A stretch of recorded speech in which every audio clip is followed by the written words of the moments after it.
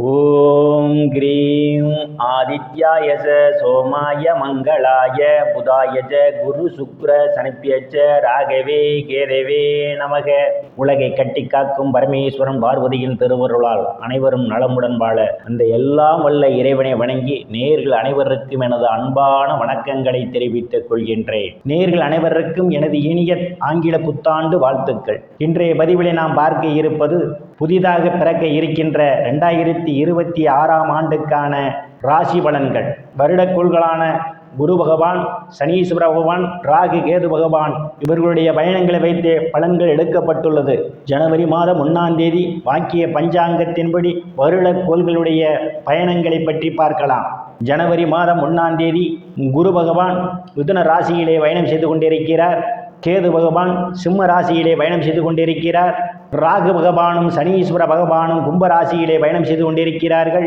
இந்த வருடக்கோள்களான குரு பகவான், சனீஸ்வர பகவான், ராகு கேது பகவான் இந்த கிரகங்கள் அனைத்துமே இடப்பெயர்ச்சி ஆகின்றன. கும்பராசியிலே பயணம் செய்து கொண்டிருக்கின்ற சனீஸ்வர பகவான் 2026 மார்ச் மாதம் 6ஆம் தேதி கும்பராசியிலிருந்து மீன ராசிக்கு இடப்பெயர்ச்சி ஆகிறார். 2026 மே மாதம் 26ஆம் தேதி மிதுன ராசியிலே பயணம் செய்து கொண்டிருக்கின்ற குரு பகவான் கடக ராசிக்கு இடப்பெயர்ச்சி ஆகிறார்.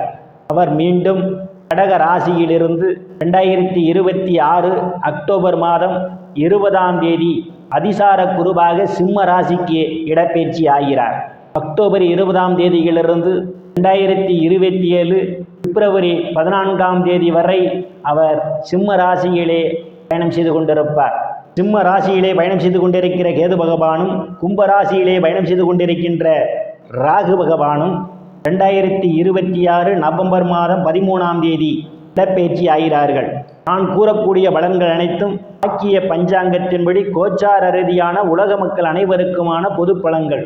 உங்களுடைய சுய சாதகத்தில் கிரகங்கள் இருந்த நிலைமையும் தற்போது நடக்கக்கூடிய தசாபுத்தியும் கணக்கில் எடுத்துக்கொண்டு பலன்கள் எடுக்கும் போதுதான் துல்லியமான பலன்களை எடுக்க முடியும். உங்களுக்கு துல்லியமான பலன்கள் நீங்கள் தெரிந்து கொள்ள விரும்பினால் உங்களுடைய பெயர், பிறந்த தேதி, பிறந்த நேரம், பிறந்த ஊர் ஆகியவற்றை எனது வாட்ஸ்அப் எண்ணிற்கு அனுப்பி வைத்து பலன்களை தெரிந்து கொள்ளலாம். உரிய கட்டணம் செலுத்தி உங்கள் ராசிக்குள் போகலாம்.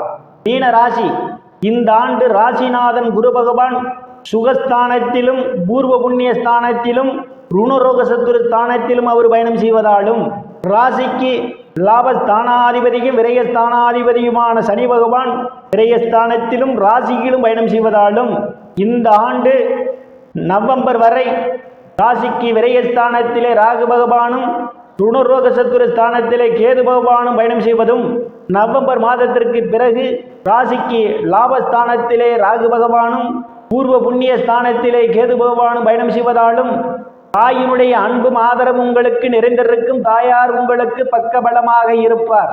பூமி, வீடு, வாகனம் வாங்க நினைப்பவர்கள் ஆசைகள் எல்லாம் முழுமையாக பூர்த்தியாகும். பழைய வாகனத்தை மாற்றி புதிய வாகனம் வாங்குவதற்கான யோக அமைப்புகள் உண்டு. விவசாய தொழில் செய்து கொண்டிருப்பவர்களுக்கெல்லாம் விவசாயத்தின் மூலமாக கூடுதலான வருவாயை காண்பீர்கள். கால்நடை வளர்ப்போரெல்லாம் கால்நடை மூலமாக கூடுதலான வருவாயை காண முடியும். குழந்தை பாக்கியத்திற்காக எதிர்பார்த்து கொண்டிருப்பவர்களுக்கு மே மாதத்திற்கு பிறகு குழந்தை பாக்கியம் கிடைப்பதற்கான ஒரு சூழல் உண்டு. சிலர் குழந்தைகளால் நற்பெயரும்புகளும் ஏற்படும். சிலர் குழந்தைகளுக்கு சுப நிகழ்ச்சிகளை நடத்துவீர்கள். காது குத்து, திருமணம் போன்ற சுப நிகழ்ச்சிகள் நடத்துவதற்கான ஒரு சூழலும் ஏற்படும். காதலர்களுக்கு பல்வேறு பிரச்சனைகளுக்கு மத்தியிலே உங்கள் காதல் திருமணம் நிறைவேறுவதற்கான ஒரு சூழலும் உண்டு. கலைத்துறையை சார்ந்தவர்களுக்கெல்லாம் புதிய வாய்ப்புகள் தேடி வரும். கலைத்துறையின் மூலமாக கூடுதலான வருவாயை காண முடியும். சிலர் சாது சன்னியாசிகளை சந்திப்பீர்கள். அவருடைய ஆசியும் ஆசீர்வாதமும் உங்களுக்கு நிறைந்திருக்கும். நீண்ட நாட்களாக குலதெய்வ கோயிலுக்கு போய் வருவதற்காக திட்டமிட்டு கொண்டிருப்பவர்களுக்கு குலதெய்வ கோயிலுக்கு போய் வருவதற்கான ஒரு சூழலும் ஏற்படலாம்.